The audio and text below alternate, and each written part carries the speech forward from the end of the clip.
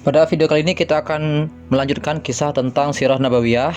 Nah, pada kesempatan kali ini yang kita akan bahas adalah di masa kaum muslimin diperintahkan untuk hijrah ke negeri Habasyah. Pada video sebelumnya saya sudah menjelaskan bahwasanya di tahun 4 kenabian kaum muslimin banyak diserang oleh kaum kafir Quraisy, banyak dihajar, banyak disiksa oleh kaum kafir Quraisy. Maka Rasulullah SAW melihat hal ini begitu sedih, maka Rasulullah memerintahkan kaum muslimin untuk hijrah ke negeri Habasyah agar mereka bisa tenang di sana untuk beribadah kepada Allah Subhanahu wa taala. Sementara Rasulullah tinggal di Mekah pada waktu itu. Di buku ini di halaman 93 disebutkan bahwasanya berbagai tekanan yang dilancarkan orang-orang Quraisy dimulai pada pertengahan atau akhir tahun keempat dari nubuwah, terutama diarahkan kepada orang-orang yang lemah. Hari demi hari dan bulan demi bulan, tekanan mereka itu semakin keras hingga pertengahan tahun kelima, sehingga Mekah terasa sempit bagi orang-orang muslim yang lemah itu. Mereka mulai berpikir untuk mencari jalan keluar dari siksaan yang pedih ini. Dalam kondisi yang sempit dan terjepit ini, turunlah surat Al-Kahfi sebagai sanggahan terhadap berbagai pertanyaan yang disampaikan orang-orang musyrik kepada Nabi Muhammad SAW. Surat ini meliputi 3 kisah. Ya, di samping di dalamnya terkandung isyarat yang pas dari Allah terhadap hamba-hambanya yang beriman. Kisah pertama adalah tentang Ashabul Kahfi yang diberi petunjuk untuk hijrah dari pusat kekufuran dan permusuhan karena dikhawatirkan mendatangkan cobaan terhadap agama dengan memasrahkan diri kepada Allah Subhanahu wa taala. Dalam Al-Quran disebutkan, surah Al-Kahfi ayat 16, dan apabila kalian meninggalkan mereka dan apa yang mereka sembah selain Allah, maka carilah tempat berlindung ke dalam gua itu. Niscaya Rabb kalian akan melimpahkan sebagian rahmatnya kepada kalian dan menyediakan sesuatu yang berguna bagi kalian dalam urusan kalian. Nah, itu kisah yang pertama, kisah Ashabul Kahfi. Kisah kedua adalah tentang Khidir dan Nabi Musa, yang memberikan suatu pengertian bahwa berbagai faktor tidak selamanya bisa berjalan dan berhasil dengan bergantung kepada real semata. Tetapi permasalahannya bisa berbalik total, tidak seperti yang tampak. Di sini terdapat isyarat yang lembut bahwa usaha memerangi orang-orang muslim bisa membalikkan kenyataan secara total. Dan orang-orang musyrik yang berbuat semena-mena terhadap orang-orang muslim yang lemah itu bisa dibalikkan keadaannya. Kisah yang ketiga tentang Zulkarnain, yang memberikan suatu pengertian bahwa bumi ini adalah milik Allah yang diwasiatkannya kepada siapapun yang dikehendakinya dari hamba-hambanya, bahwa keberuntungan hanya diperoleh jika dia beriman, bukan di jalan kekufuran, bahwa dari waktu ke waktu Allah senantiasa akan menurunkan orang yang siap membela dan menyelamatkan orang-orang yang lemah seperti Ya'juj dan Ma'juj pada zaman itu, bahwa yang layak mewarisi bumi adalah hamba-hamba Allah yang soleh. Kemudian turun surat Az-Zumar yang mengisyaratkan hijrah dan menyatakan bahwa bumi Allah itu tidaklah sempit. Disebutkan dalam Quran surah Az-Zumar ayat 10, orang-orang yang berbuat baik di dunia ini memperoleh kebaikan, dan bumi Allah itu sangat luas. Sesungguhnya hanya orang-orang yang bersabarlah yang dicukupkan pahala mereka tanpa batas. Rasulullah SAW sudah tahu bahwa Raja Najasyi, yaitu raja yang berkuasa di Habasyah, adalah seorang raja yang adil. Tak bakal ada seorang pun yang teraniaya di sisinya. Oleh karena itu, beliau memerintahkan agar beberapa orang muslim hijrah ke Habasyah, melepaskan diri dari cobaan sambil membawa agamanya. Pada bulan Rajab tahun kelima dari nubuwah, sekelompok sahabat hijrah yang pertama kali ke Habasyah terdiri dari 12 orang laki-laki dan 4 orang wanita yang dipimpin oleh Utsman bin Affan. Dalam rombongan ini ikut pula Sayyidah Ruqayyah, putri Rasulullah SAW. Beliau bersabda tentang keduanya, mereka berdua adalah penduduk Baitul Haram pertama yang hijrah di jalan Allah setelah Ibrahim dan Lut. Dengan berjalan mengendap-endap di tengah malam, mereka pergi menuju pinggir pantai agar tidak diketahui orang-orang Quraisy. Secara kebetulan, saat mereka tiba di pelabuhan Syaiban, ada 2 kapal datang yang bertolak menuju Habasyah. Setelah orang-orang Quraisy mengetahui kepergian orang-orang muslim ini, mereka segera mengejar. Tetapi, tatkala mereka tiba di pinggir pantai, orang-orang muslim sudah bertolak dengan selamat. Orang-orang muslim pun hidup di sana dengan mendapatkan perlakuan yang baik. Pada bulan Ramadan di tahun yang sama, Nabi Muhammad SAW keluar dari Masjidil Haram, yang saat itu para pemuka dan pembesar Quraisy sedang berkumpul di sana. Beliau berdiri di hadapan mereka, lalu seketika itu beliau membacakan Quran surah An-Najm. Orang-orang kafir itu tidak pernah mendengarkan kalam Allah yang seperti itu sebelumnya, sebab redaksi mereka panjang-panjang seperti biasanya, memaksa sebagian di antara mereka untuk menjelaskan kepada sebagian yang lain, seperti yang dijelaskan Allah dalam Quran surah Al-Fussilat ayat 26. Dan orang-orang yang kafir berkata, janganlah kalian mendengar dengan sungguh-sungguh akan Al-Quran ini, dan buatlah hiruk pikuk terhadapnya, supaya kalian dapat mengalahkannya. Tetapi, tatkala dilantunkan bacaan surat ini, gendang telinga mereka diketuk kalam ilahi yang indah menawan, yang keindahannya sulit dilukiskan dengan suatu gambaran. Mereka pun diam terpesona, menyimak isinya, dan semua orang khidmat mendengarnya, sehingga tidak ada pikiran lain yang melintas dalam benak mereka. Tatkala beliau membacakan penutup surat ini, hati mereka serasa terbang. Akhirnya, beliau membaca ayat terakhir, "Fasjudu lillahi wa'budu", yang artinya maka bersujudlah kepada Allah dan sembahlah Dia. Quran Surah An-Najm ayat 62. Dan akhirnya, orang-orang kafir tersebut sujud secara tiba-tiba. Tak seorang pun mampu menguasai diri dan mereka semua menunduk dalam keadaan sujud. Sebenarnya sinar-sinar kebenaran telah masuk ke dalam jiwa mereka, yaitu orang-orang yang sombong dan selalu mengolok-olokkan Islam. Mereka tidak mampu menahan diri untuk sujud. Apa yang selama itu mereka pegang telah jatuh karena mereka merasakan keagungan kalam Allah yang benar-benar telah menguasai kendali mereka. Saat itu mereka melakukan apa yang sebelumnya hendak mereka punahkan dan basmi. Maka setelah itu mereka yang sujud itu mendapat cercaan dan makian dari segala arah, yaitu dilontarkan orang-orang musyrik yang tidak ikut sujud. Dan pada saat itu pula mereka mendustakan Rasulullah SAW dan mengada-ngadakan perkataan untuk memojokkan beliau, bahwa beliau menyebutkan nama-nama berhala mereka dengan ungkapan berisi sanjungan, bahwa beliau berkata tentang berhala-berhala itu, itulah gharanik yang luhur, yang syafaatnya benar-benar diharapkan.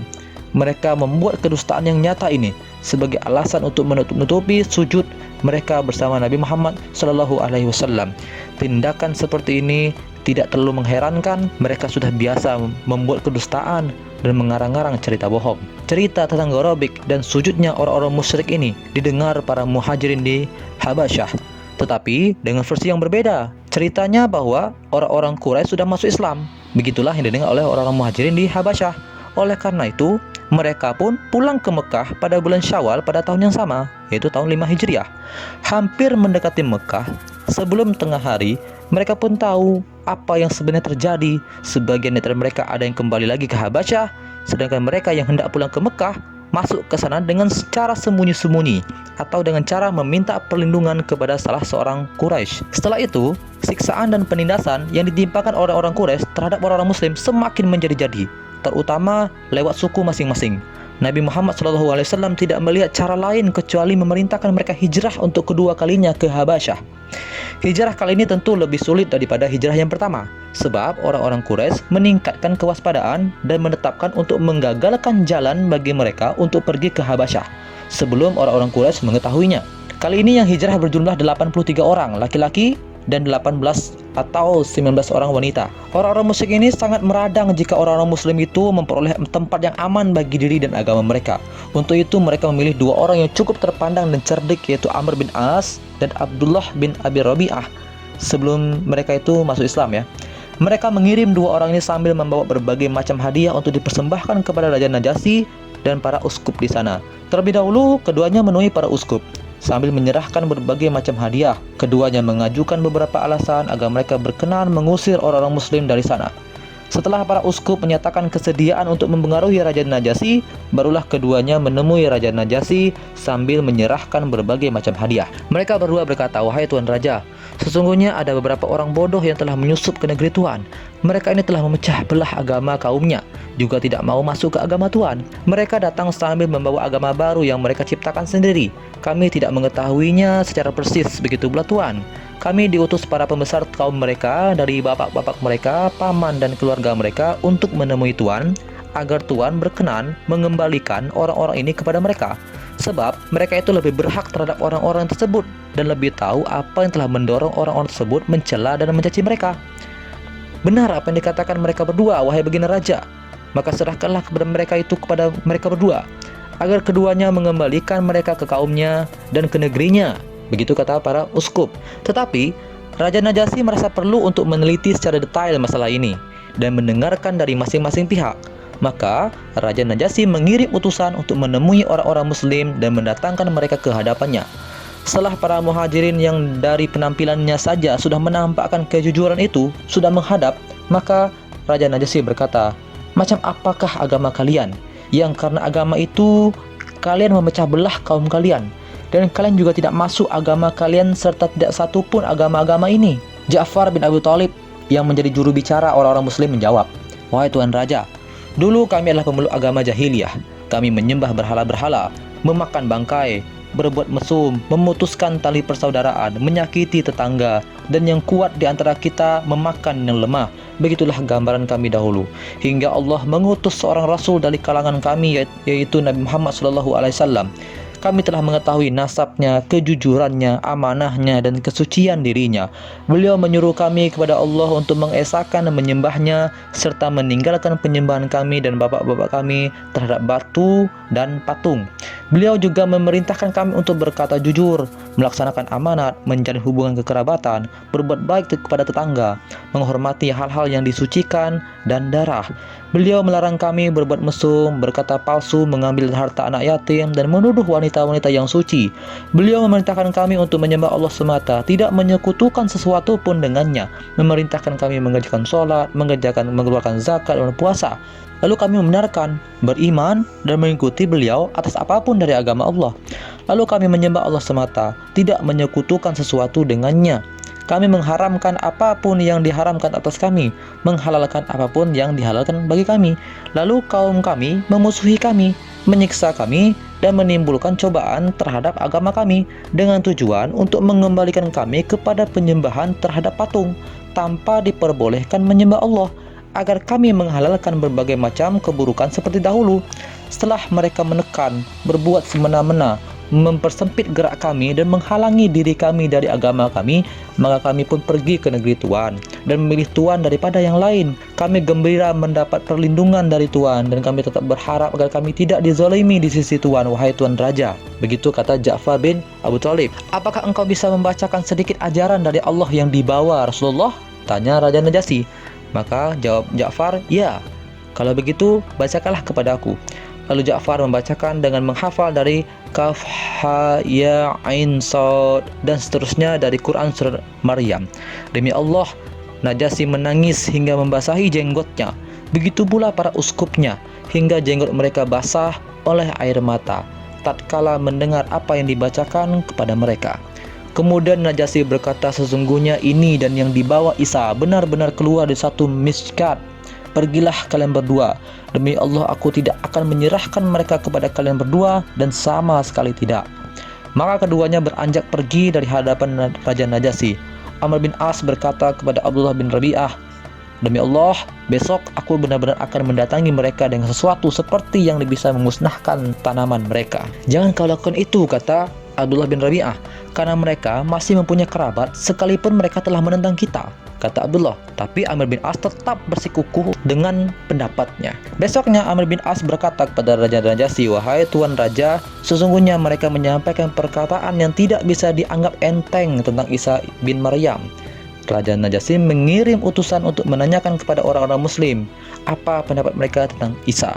Tentu saja mereka menjadi risau dan kaget, tetapi mereka semua sudah sepakat untuk berkata apa adanya, apapun yang akan terjadi setelah mereka menghadap Raja Najasyi, dan Najasyi bertanya tentang hal itu kepada mereka.